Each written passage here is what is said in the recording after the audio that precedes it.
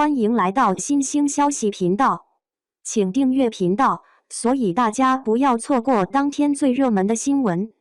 我们今天的时事通讯包括以下内容：作弊2次还赢不了，白鹿的无所谓，跑男导演破防。跑男是一档人气超高的真人秀，从一开始就打着体育竞技的旗号来吸引更多的人。看来，在上一期的体育特辑中，节目组特意邀请了奥运会冠军。大家都知道，竞技运动最重要的就是公正，而白鹿镇却试图用小聪明来赢得比赛。然而，他的这个动作却没有得到任何的欢呼，反而引来了一片骂声。因为这一次撕名牌的目标都是奥运会运动员，所以哥们儿的胜率当然很低。不过，每个人都在拼命地做着自己的事情，哪怕是在那个可以把自己当拎小鸡似的提着的世界第一人，周身都没有后退半步。更令人吃惊的是，一向被所有人嘲讽的蔡徐坤，竟然在跑步接球这一项中获得了胜利。虽然他被其他几个哥哥嘲笑为以弱取胜，但这一切都是靠着自己的努力，靠着运气。虽然运动员的出现取代了之前的人山人海，但那种热血沸腾的场面还是引起了不少人的欢呼。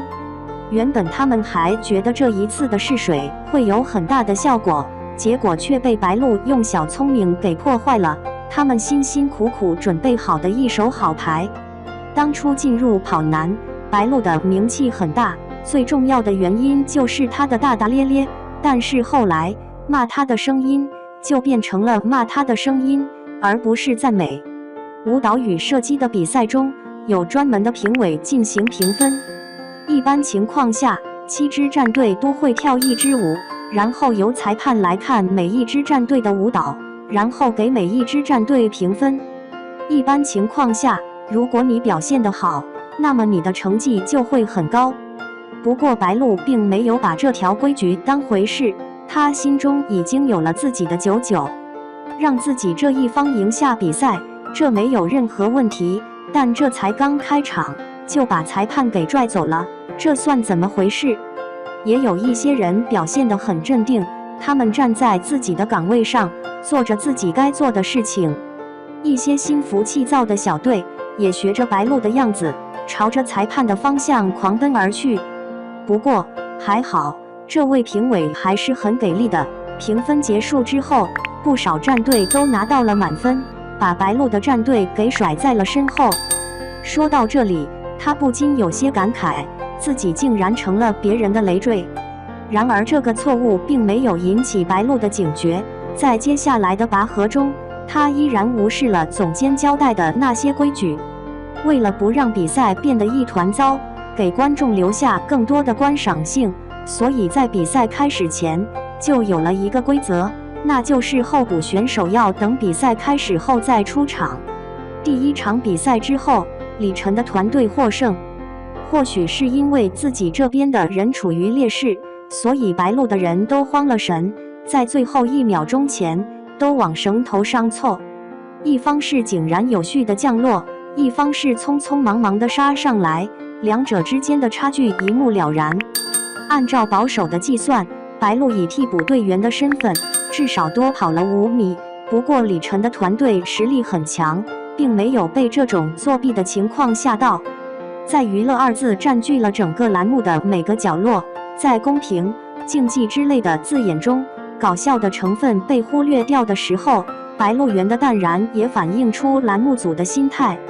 如果一开始剧组就阻止了他，那么接下来他应该就不会这么做了。由此可见，栏目组并不希望这种公平的竞争气氛，他们要的就是一种让人热血沸腾的娱乐方式。虽然这个栏目已经存在了很多年，但所有人都在怀疑跑男是不是有什么特殊的地方。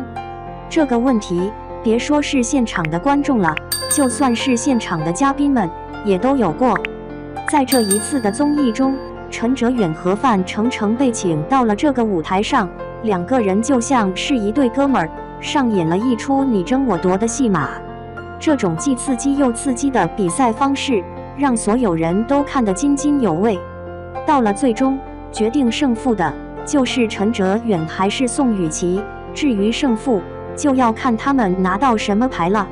但出人意料的是，这2个人居然把8张3种不同的牌面都给抓在了手里。这么巧的事情，2人都觉得匪夷所思。后来想来想去，肯定是剧组搞的鬼，所以他们才会以主持人的身份给节目组打个电话。没想到这句嘲讽却换来了导演的愤怒，下一场再来，看看我们能不能搞鬼。如果不是被人动了手脚，那他怎么可能破防？一个以竞技为名的综艺，如果根本就不讲究公正，那他的目的岂非为了娱乐大众？以上是我个人的看法，有其他看法的小伙伴可以在评论区留言。